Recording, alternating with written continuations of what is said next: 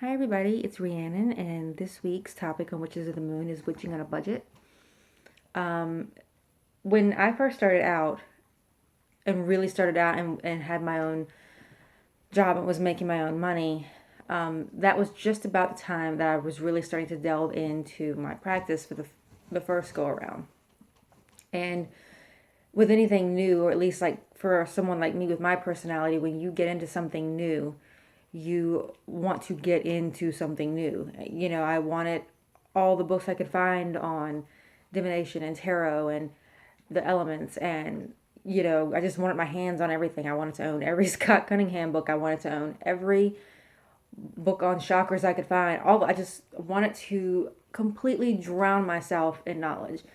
And when you are just starting out, you can't really do that. When you're moving into your own home and you're taking care of your bills for the first time, it's a lot different then than it was when I had my part-time job and I was living at home still. I could go and buy whatever I wanted to when I didn't have any bills, but when you move out, you have to figure out how you're going to do things and set things up in a way that is cost efficient and still makes you feel good. Now, that's not to say that you have to go out and you have to have everything. Some people are minimalistic. They don't like to use a lot of things. And that's great. I am a very visual person.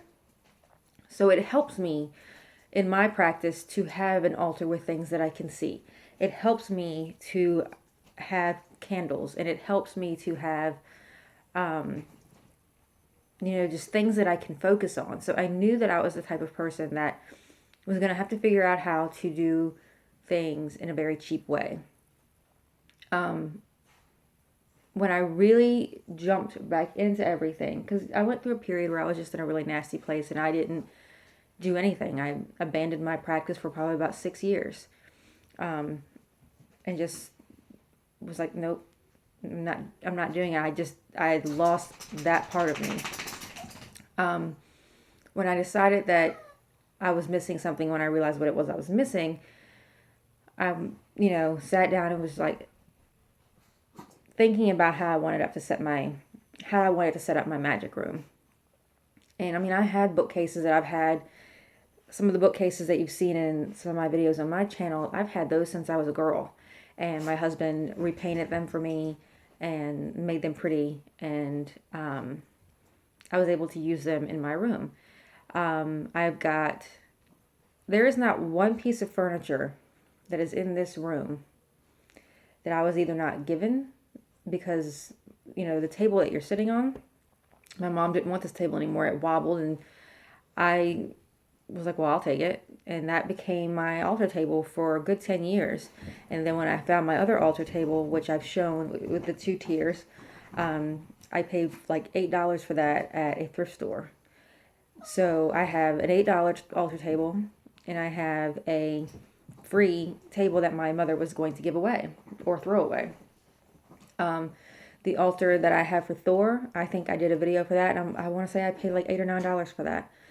There's not a piece of furniture in this room that I paid over $10 for. And I got them all at thrift stores. And, you take them home, you clean them, you polish them, you paint them, you put your energy in it, and there's absolutely nothing wrong with getting things secondhand. Candles are one thing that, anybody who's gone for pillar candles, a lot of times, like the ones that are come out around Halloween that have the spiders and all that, I like to set my altar up with those, but it's really out. It's really, I have a dog that's crawling behind me. She wants attention. Those in general are usually $10 or $15 depending on where you get them, but you can go to places like TJ Maxx and get them for $4. I don't get a lot of them because I don't like to really burn them. I just like to sit them out because they're pretty. So I get maybe one or two in each, for each holiday, and we'll sit them on my altar. And very rarely do I burn them. They're like a focal point for me. A lot of my glass candles I get at either the dollar store or Walmart, and the ones at Walmart are like $1.89 or something like that. I go as skimpy as I can on things that are not tarot cards, and even then, I will shop around on eBay and I will find the best deal. I think I ended up getting I got lucky and got like the Crystal Visions tarot for like $13 on eBay because they person just wanted to get rid of it. You have to. It takes some effort to shop around and do and get deals and bargains. It takes some creativity. My family still makes us do Christmas lists every year. So, for certain things, I put them on my Christmas list. The curtains that I got in my room, the purple ones, they were a Christmas gift. Because, I'm not going to not celebrate Christmas with my family because half the time, especially on my dad's side, they have no idea. So for me to tell them that I'm not celebrating Christmas with them would just cause a huge issue that I'm just not dealing with. So, it's just little things like that. And, my tarot boxes, you will be surprised how many tarot boxes you will find at a Goodwill or some other type of thrift store. I'm pretty sure that I have found at least 3 or 4. I haven't bought them, but I found at least 3 or 4 tarot boxes at one time at a Goodwill. And they are selling them because I think the first one I was gifted back when I was 18 years old for my first deck. And I'm pretty sure that box is about $18. They're selling the same box at Goodwill for $2.50, $2.99. That is where I go. That is my go-to place is my Goodwills, and I have like 3 or 4 that are around within 15 minutes driving. And if I have a little extra money, I will go and just hit all of them and see what I can find. In my area, because I'm in a kind of southern area, books are a little harder to come by, but candles and decorations for your altars for the Sabbats, there's just little things you can get, a couple, trinkets and candle holders and things like that, and probably set up an entire altar for a Sabbat for less than $15. And that's if you're somebody who likes to decorate for Sabbats. Some people don't, and that's okay. I do all that because I do like my tarot cards, and I do like my crystals and things like that. So if I save money in areas that I can, then I can treat myself every now and then to a tarot card deck or, something nice. A lot of times when I get, like, the little boxes, the little decorative boxes at Michael's that look like books, I will wait until they're either like 40% off, because those little boxes are like $4.99. I will wait until Michael's has them 40% off, or I have an app for Retail Me Not that sometimes gives 50% coupons, and you can get those little boxes for like $2.50, and they are perfect for tarot cards. And I've got about 3 or 4 of those for some of the tarot cards that just have flimsy boxes and things like that. There's all sorts of things that you can do. You don't have to spend a fortune to practice. You don't have to spend really anything to practice. I mean, it really depends on what you're doing. You just want to be on camera? You want to say hi to everybody? Say hi to everybody. No, just me? Okay. I have the other ones over here, like, dying for me to pick them up. But those are just a few of my ideas. I mean, I scrimp where I can for the things that I really want. There's no reason to spend a fortune on furniture. There's no reason to spend a fortune on candles. There's no reason, to spend a fortune on a few things if you don't have to. Everybody struggles and everybody has, bills, and sometimes you just know you'd rather spend money elsewhere just because spending it on you seems selfish. If you've got kids or, you have to make your own decisions, and a really good place to start are places like Goodwill. A lot of times you can join swaps and things like that and give away things that you don't use, and you can end up with something that you really wanted. I participated in a couple of swaps, and I ended up with a beautiful scrying mirror, and that's not something I really would have bought for myself. And, I have it and I use it around Samhain, and, and I love it. And that's not something that I would have thought. Um, check eBay, check, Amazon for any books that you want, because, I've gotten several of the books that I've wanted.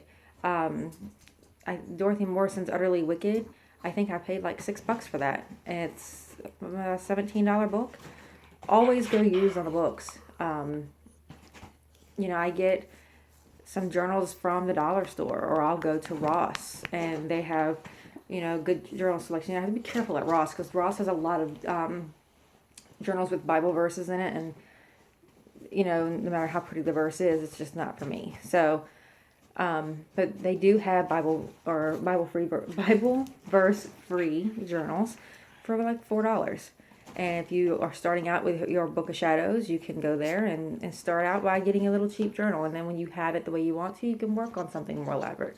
But it gives you a starting place, a cheap starting place. So you're not spending a ton of money trying to create something that you're going to change. I know that I have probably tried to create a Book of Shadows, a handwritten one, 3 and 4 times. I have ruined beautiful journals because I either mess up the pages or I changed my mind about how it was going to go, and it was too late to do anything about it. So I think it's really good to try to budget for things too while you map out everything, especially your Book of Shadows. You can hit Michael's and a few other craft stores when they're having like their clearance sales on stickers and the scrapbooking stuff, and you can get like Halloween themed scrapbooks and do a Book of Shadows out of those. And you could probably end up paying less than $20 for all of those supplies instead of doing it on a whim and not planning. Planning for me is key to witching on a budget. Set aside money. If you want to go to the Goodwill's one weekend out of the month, and set aside that money. And if you don't see anything, you don't. But then you've got money saved. If you do, then you've got money there. Really think about how you want stuff. Don't buy things on a whim, because that's when you get in trouble. I have to have this, sugar skull warmer for my, whatever. No, you don't. Think about it for a little bit. If you still want it in a week or two, then maybe you save up for it. I thought about, the Wild Unknown Tarot card deck was one of the ones that I really wanted. And it's not really a cheap deck. And that was one that I had to save up for. And so I, sacrificed a little bit here and there, sacrificed a little bit of going out to eat or whatever. And then I purchased something worthwhile to me with the money that I had saved up. Patience is key. I know that we live in a world of instant gratification. So if you see it, you want it, you get it. And that's how I got in trouble when I was younger. So don't do that. It's not worth it. Always think about the price. And if it's something really expensive and it's something that you can wait to get, I would say wait to get it, or give it a couple days to think about it. And if it's still weighing heavily on your mind, then make the steps to get it. Other than that, that's just about it. I hope this wasn't too rambly. I hope that you guys were able to take some things for it. But that's all I got. It's really cold here. It's like 30 degrees outside. It's supposed to, we had 70 and 80 degrees all last week, and then today and tomorrow it's below freezing, and they're calling for freaking snow on Sunday. I'm like, Mother Nature needs to take her meds, because I want my spring. I want my toes to be free. I'm sick of wearing shoes. Okay. You guys have a great week, and I will see you next week. Blessed be.